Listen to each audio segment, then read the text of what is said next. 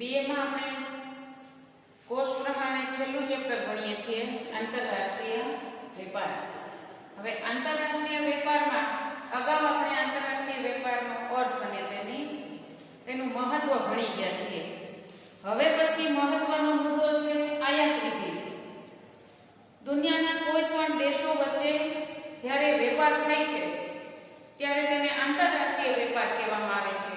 હવે માની લો કે ભારતમાંથી વિદેશની અંદર કોઈ ચીજ વસ્તુની નિકાસ કરવામાં આવે તો તેને નિકાસ વેપાર કહેવાય અને વિશ્વના દેશ કોઈ પણ દેશમાંથી ભારતમાં ચીજ વસ્તુ કે સેવાની આયાત કરવામાં આવે તો એને આયાત વિધિ કહેવાય। અને એ આંતરરાષ્ટ્રીય વેપારમાં આયાત વિધિ અને નિકાસ વિધિ બંનેનો સમાવેશ થાય છે। આજે આપણે આયાત વિધિ ભણવાની છે। 5 માર્કના પ્રશ્ન માટે તો અગત્યનો પ્રશ્ન છે, 9 મુદ્દા છે, પણ આમાં દરેક મુદ્દાની અંદરથી ટૂંકા પ્રશ્ન પણ ઘણા બધા પૂછી શકાય એવા છે। એટલે દરેક મુદ્દાનો ટૂંકો પ્રશ્ન કયો આવશે હું તમને કહું છું। હવે પહેલા જ આપણે આયાત વિધિનો પહેલો તબક્કો જોઈએ તો આયાત પરવાનો મેળવવો। આયાત વિધિ ભણીએ છીએ એટલે તમારે ખાસ યાદ રાખવાનું છે। માની લો કે તમે પોતે જ વિશ્વના કોઈ પણ દેશમાંથી કોઈ ચીજ વસ્તુ કે સેવાની આયાત કરવા ઈચ્છો છો તો તમે પોતે આયાતકાર છો। તમે આયાતકાર છો તો તમારે આટલા તબક્કામાંથી પસાર થવું પડે અથવા તો એને આટલા સોપાન પણ કહેવાય અથવા તો આયાતની પ્રક્રિયા પણ કહેવાય। હવે આમ એક પછી એક 9 સોપાનો પૂર્ણ થાય ત્યારે વ્યક્તિ વિદેશમાંથી ચીજ વસ્તુની ભારતમાં આયાત કરી શકે। એમાં આયાત પરવાનો મેળવવો એટલે દુનિયાના વિવિધ દેશો વચ્ચે ભારત સરકારે અમુક કરાર કરેલા હોય, અમુક સમજૂતી ઉપર હસ્તાક્ષર કરેલા હોય છે કે આટલા ચીજ વસ્તુ કે સેવામાંથી જો તમારા દેશમાંથી અમે ચીજ વસ્તુની આયાત કરીશું તો એના ઉપર અમે કોઈ પણ જાતની પરમિશન લેવાનો આગ્રહ રાખશું નહીં। એવી કેટલીક ચીજ વસ્તુ કે સેવાની આયાત થતી હોય તો એના માટે સામાન્ય પરવાનો લેવાનો થાય છે। પરવાનો એટલે આયાત કરવા માટેનું એક સામાન્ય લાયસન્સ લેવાનું થાય છે। એ લાયસન્સને ઓપન જનરલ લાયસન્સ તરીકે ઓળખવામાં આવે છે। હવે આમાંથી ટૂંકો પ્રશ્ન પૂછાય OGL એટલે શું? OGL એટલે ઓપન જનરલ લાયસન્સ। જે ચીજ વસ્તુની સરકારે સમજૂતી કરેલી છે એ ચીજ વસ્તુના કોટામાંથી જ જો સેવા કે ચીજ વસ્તુની આયાત કરવી છે તો એના માટે OGL લેવાનો થાય છે અને એ યાદી સિવાયની સમજૂતી સિવાયની કોઈ ચીજ વસ્તુની આયાત કરવાની થાય તો ભારત સરકારના આયાત વેપાર મંત્રાલયને અરજી કરવાની થાય છે આયાતકારે અને અરજીમાં કયા દેશમાંથી કઈ ચીજ વસ્તુની આયાત કરવાની છે તેની વિગતો દર્શાવવાની થાય છે। એ વિગતોની અંદર માલની વિગત એટલે માલનો જથ્થો, માલની કિંમત, માલનું વજન, કયા દેશમાંથી કયા આયાતકાર પાસેથી માલની આયાત કરવા ઈચ્છે છે એ બધી આયાત અધિકારીને આયાત વેપાર નિયામકને અરજી કરવાની થાય છે અને અરજી કરે એટલે તેને આયાત કરવાનો પરવાનો મળે છે। આ આયાત પરવાનો એટલે આયાત માટેનો પહેલો તબક્કો। આયાત પરવાનો જ્યાં સુધી ન મળે ત્યાં સુધી પછીની પ્રોસિજર આગળ થતી નથી। હવે માની લો કે ભારત સરકારના વેપાર મંત્રાલયને સંતોષ થયો અને આયાતકારે દર્શાવેલી બધી વિગતો ઉપરથી તે આયાત પરવાનો આપે છે તો પરવાનો મળ્યા પછી તે હુંડિયામણ મેળવવાની વ્યવસ્થા કરે છે। હુંડિયામણ એટલે શું? તો કોઈ પણ ચીજ વસ્તુ વિદેશમાં નિકાસ કરવામાં આવે અને વિદેશી ચલણ જે ભારતમાં આવે છે ને એને કહેવાય હુંડિયામણ। હવે હુંડિયામણ માંથી જ આયાત કરે છે ચીજ વસ્તુની કિંમતની ચૂકવણી કરવાની થાય છે। નહીંતર તો ભારતનો રૂપિયો છે વિશ્વના બીજા દેશમાં જતો રહે। માત્ર ભારત આયાત ઉપર જ નિર્ભર રહે, કોઈ જાતની નિકાસ જ ન કરે તો ભારતના રૂપિયાનું બહિર્ગમન થાય પણ ભારતની ચીજ વસ્તુની પણ સામે પક્ષે નિકાસ કરવી પડે છે જેથી કરીને એની નિકાસમાંથી જે હુંડિયામણ મળેલું હોય એ હુંડિયામણમાંથી આયાત કરેલા માલની કિંમતને ચૂકવી શકાય। એટલે ભારતના રૂપિયાનું બહિર્ગમન થતું અટકાવી શકાય।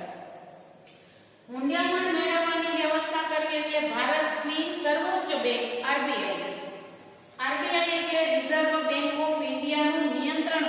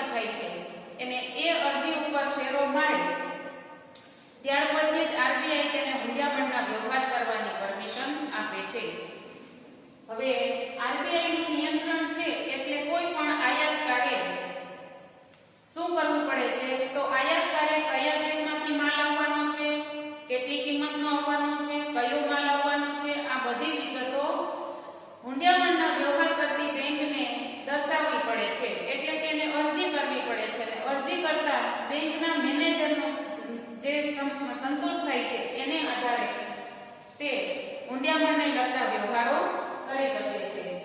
હવે બંને કાર્ય થાય પછી જ તે ઓર્ડર મૂકી શકે છે. આયાત કરવાના મળી જાય, હુંડિયામણની મેળવવાની વ્યવસ્થા પણ બેંક દ્વારા થઈ જાય. હવે આવે છે માલનો ઓર્ડર મૂકવો. જો તમે આયાત વિધિ ભણો છો, આયાત વિધિ ભણો છો એટલે આયાતકાર છે એ વિદેશની અંદર કોઈ પણ દેશમાંથી ચીજવસ્તુ કે સેવા ખરીદવા ઈચ્છે છે તો એનો ઓર્ડર આપે છે, એની વર્દી આપે છે. હવે આ ઓર્ડરને ઇન્ડેન્ટ તરીકે ઓળખવામાં આવે છે.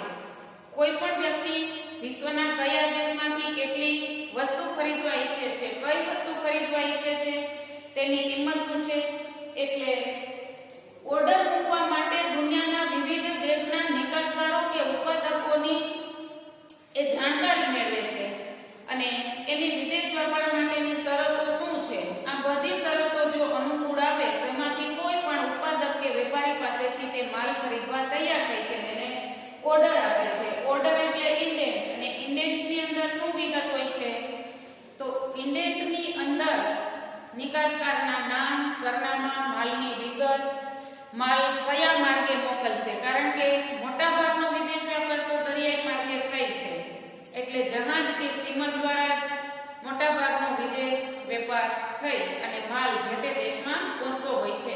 પણ ઘણી વખત રેલવે માર્ગે કે હવાઈ માર્ગે પણ માલ આયાત થતો હોય છે. એટલે ઓર્ડર આપે છે, ઓર્ડરની અંદર અરજી કરે છે અને એ અરજીની અંદર જે વિગતો દર્શાવેલી હોય છે એને કહેવામાં આવે છે ઇન્ડેન્ટ. ઇન્ડેન્ટ એટલે શું, આવો પ્રશ્ન પૂછાય તો માલની વિગત દર્શાવતું જે પત્રક છે જેમાં માલની વિગત એટલે માલની કિંમત, માલનું પેકિંગ, માલનો વીમો કોણ લેશે, નિકાસકાર લેશે કે આયાતકાર લેશે, એ બધી એમાં શરતો નક્કી કરેલી હોય છે.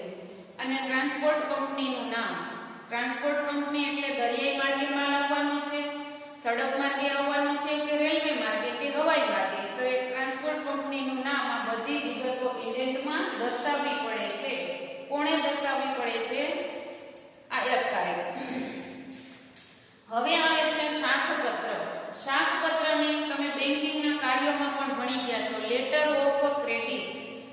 લેટર ઓફ ક્રેડિટ એટલે આયાતકારની આર્થિક સદ્ધરતા દર્શાવતો આ દસ્તાવેજ છે.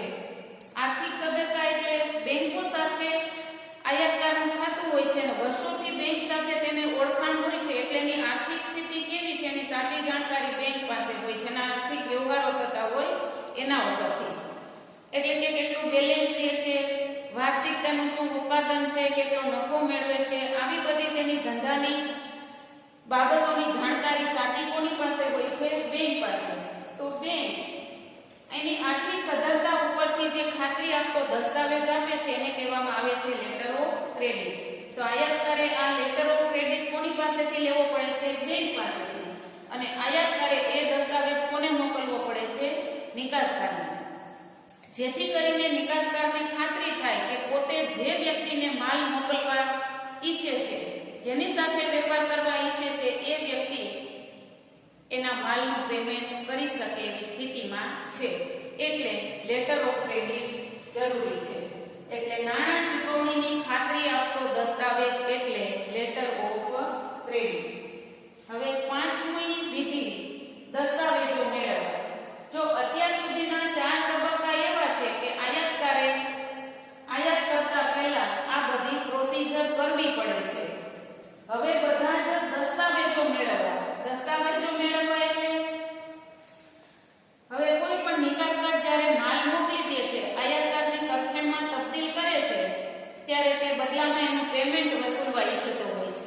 કારણ કે પેમેન્ટ ન મળે તો એને ડૂબી જવાનો વારો આવે, એટલે કે એને નાઈ નાખવાનો વારો આવે, જેને આર્થિક ભાષામાં વેપારી જગતમાં આવા શબ્દો વપરાતા હોય છે. હવે દસ્તાવેજો મેળવવા એટલે કોણે મોકલ્યા હોય છે, તો નિકાસકારે તમામ દસ્તાવેજો નિકાસકારની બેંક મારફતે આયાતકારની બેંકમાં, આયાતકાર જે બેંકમાં ખાતું ધરાવતો હોય એ બેંકમાં એણે આ બધા દસ્તાવેજો મોકલેલા હોય છે, નિકાસ અંગેની વિગતના દસ્તાવેજો. તો એ દસ્તાવેજો મેળવવાની 2 રીત છે.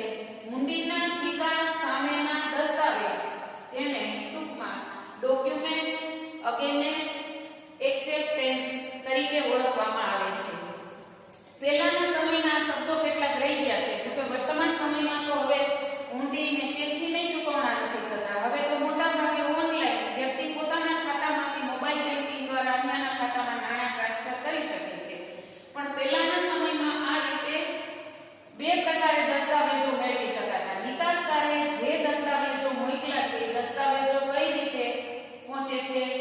નિકાસકાર એની બેંકમાં દસ્તાવેજો જમા કરે છે, ઈ બેંક ક્યાં મોકલે છે? આયાતકારની બેંકમાં, ટૂંકમાં જ્યાં ખાતું હોય તે બેંકને મોકલે છે.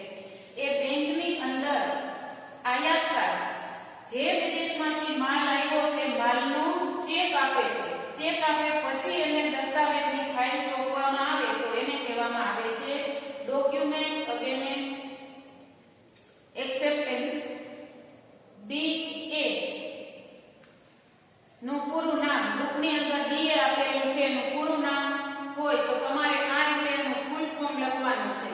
અને બીજું નાણાં ચૂકવણી સામેના દસ્તાવેજો DP. આ છે DP. DA અને DP નું ફૂલ ફોર્મ. નાણાં ચૂકવણી એટલે કાં તો આયાતકાર રોકડમાં નાણાં ભરી દે છે પોતાની બેંકમાં, ઈ બેંક દ્વારા કોના ખાતામાં જમા થાય છે? નિકાસકારના ખાતામાં. અને નાણાં ચૂકવાઈ જાય પછી એને જે દસ્તાવેજની ફાઇલ બેંક તરફથી મળે છે એને કહેવામાં આવે છે ડોક્યુમેન્ટ અગેન્સ્ટ પેમેન્ટ. DP અને DA બંનેના અર્થ તમારે યાદ રાખવાના છે. હુંડીના સ્વીકાર સામે દસ્તાવેજો મળે છે તો એ DA, અને નાણાંની ચૂકવણી સામે દસ્તાવેજો મળે છે, રોકડમાં નાણાં ભરવાથી દસ્તાવેજો જે ફાઇલ મળે છે એને કહેવામાં આવે છે DP. ત્યાર પછીનો તબક્કો છે માલ પ્રાપ્તિનો ઓર્ડર મેળવવો. આ 5 તબક્કા પૂર્ણ થાય પછી જ માલ હવે ક્યાં પહોંચી જાય છે? જહાજી કંપની તરફથી માલ આયાતકારના બંદર ઉપર આવી જાય છે. મોટા ભાગે વિદેશ વેપાર દરિયાઈ માર્ગે થાય છે એટલે માલ પેલો રવાના તો કરી દીધો છે નિકાસકારે, હવે ક્યાં આવશે? તો આયાતકારના બંદર ઉપર. માની લો કે તમે આયાતકાર છો, ગુજરાતનું કંડલા બંદર છે એ મુક્ત વેપાર માટેનું બંદર છે. નક્કી કરેલા બંદર ઉપર જો માલની આયાત અને નિકાસ થાય તો સરકાર કરમાં ઘણી બધી રાહતો આપતી હોય છે. હવે કંડલા બંદરે કોઈ આયાતકારનો માલ આવે છે તો અહીંયા માલ પ્રાપ્તિનો ઓર્ડર મેળવવો પડે છે. કોણે મેળવવો પડે છે? આયાતકારે મેળવવો પડે છે. ક્યાંથી આવ્યો હોય છે? નિકાસકાર તરફથી. નિકાસકારે કોને આપેલો હોય છે? તો જહાજી કંપનીના માલિકને. હવે જહાજી કંપનીનો માલિક છે, માની લો કે કંડલા બંદરે જહાજ આવ્યું, સ્ટીમર આવ્યું, તો ત્યાં જહાજી કંપનીનો કપ્તાન છે એ બિલ ઓફ લેન્ડિંગ નામનો દસ્તાવેજ કોને આપે છે? આયાતકારને આપે છે. એટલે બિલ ઓફ લેન્ડિંગ એટલે શું? આવો ટૂંકો પ્રશ્ન પૂછાય તો આ એનો અર્થ છે. બિલ ઓફ લેન્ડિંગ એટલે માલની માલિકી દર્શાવતો દસ્તાવેજ એટલે બિલ ઓફ લેન્ડિંગ.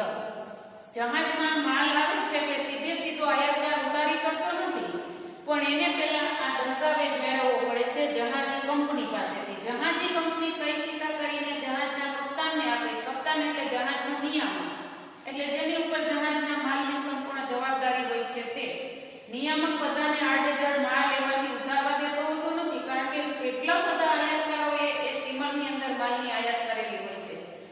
તો કયો માલ કોનો છે એની ખબર કેના ઉપરથી પડે? તો પહેલા તો આ માલની માલિકી કોની હોય છે? જહાજી કંપનીની. જહાજી કંપની સહી સિક્કા કરીને એ દસ્તાવેજ કોને આપે છે? આયાતકારને. અને આયાતકાર આ દસ્તાવેજ રજૂ કરે પછી જ જહાજી કંપનીનો કપ્તાન એમાંથી માલને ઉતારવા માટેની પરમિશન આપે છે. જો આવા દસ્તાવેજો કે કોઈ ડોક્યુમેન્ટ માંગે નહીં તો જહાજમાંથી તો ગમે તે વ્યક્તિ માલ ઉતારીને હાલતા થઈ જાય, પણ એવું હોતું નથી. આ ડોક્યુમેન્ટ બતાવે પછી જહાજી કંપનીનો કપ્તાન એને માલ એમાંથી ઉતારવા માટેની પરમિશન આપે છે.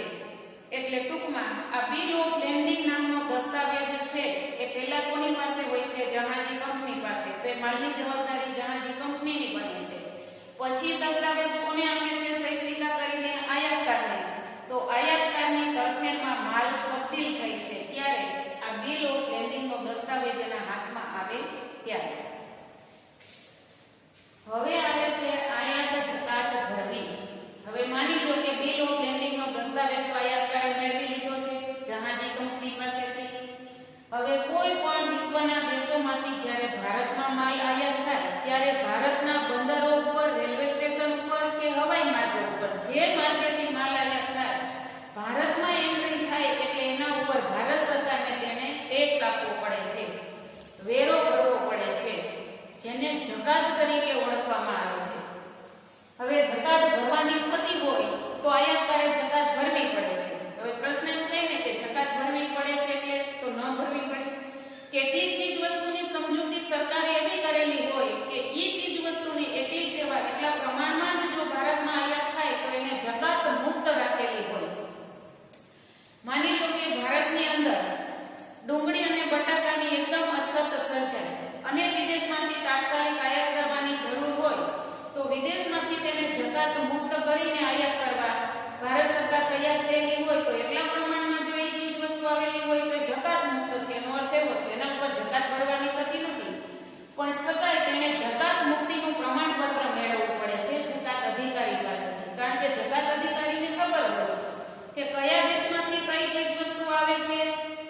જકાત મુક્ત રાખી છે અને કોના ઉપર કેટલી જકાત ભરવાની છે એની સાચી જાણકારી જકાત અધિકારી પાસે હોય છે. એટલે જકાત ભરી દે છે, કોના ઉપર ત્યાં ખબર પડે છે કે જકાત મુક્ત છે માલ કે જકાત ભરવાની છે? તો એલચી, વેપારી એલચીનું ભરતી. દુનિયાના દરેક દેશના એલચીઓ દરેક દેશમાં હોય છે, એ એલચીને ખબર હોય.